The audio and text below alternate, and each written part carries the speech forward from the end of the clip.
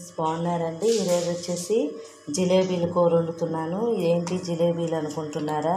ఈ చేపలండి, చిన్న చేపలు ఉంటాయి కదా, అవి చక్కగా నీళ్ళల్లో నానేసి శుభ్రంగా కడుక్కోవాలి.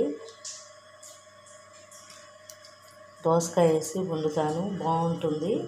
మా సెల్లు కింద పడి పగిలిపోయిందండి. ఈ సెల్ సరిగ్గా పనిచేయటం లేదు, బాగు చేయించుకోవాలి. వేడిగా రైసు ఉడుకుతుంది. కాయలు, పచ్చిమిర్చి, ఉల్లిపాయలు, కరివేపాకు, టమాటాలు, కొత్తిమీర తాలింపు వేసుకుందాం. చేపలు కడిగి పెట్టాను. ఆయిల్ హీట్ అవుతుందండి.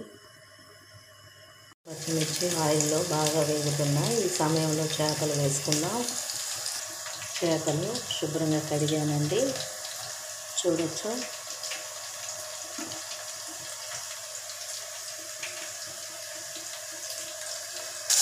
ఆయిల్లో చేపలు వేసి వేగనిస్తున్నా. తర్వాత ఉప్పు, పసుపు వేయాలి. చేపల్లో ఉప్పు, పసుపు వేసాను, వేగుతున్నాయి. ఇప్పుడు దోసకాయ ముక్కలు, టమాటోలు అన్నీ వేసేద్దాం. చక్కగా తాలింపులుగా వేసానండి. బాగా ఉడికాక కారం యాడ్ చేసుకోవాలి. చేపలు కదపకూడదు. కారం కూడా యాడ్ చేశానండి. చక్కగా ఆయిల్ పైకి తేలేదాకా ఉడికించి తీసుకోవాలి. చక్కగా ఉడుకుతుందండి.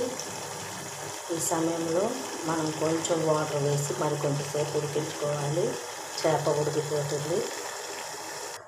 వాటర్ వేసి కొత్తిమీర వేసా, మరి కొంచెం సేపు ఉడికించి ఆయిల్ పైకి తేలాక తీసుకోవాలి. నచ్చితే లైక్ చేయండి, షేర్ చేయండి, సబ్స్క్రైబ్ చేయండి ఫ్రెండ్స్.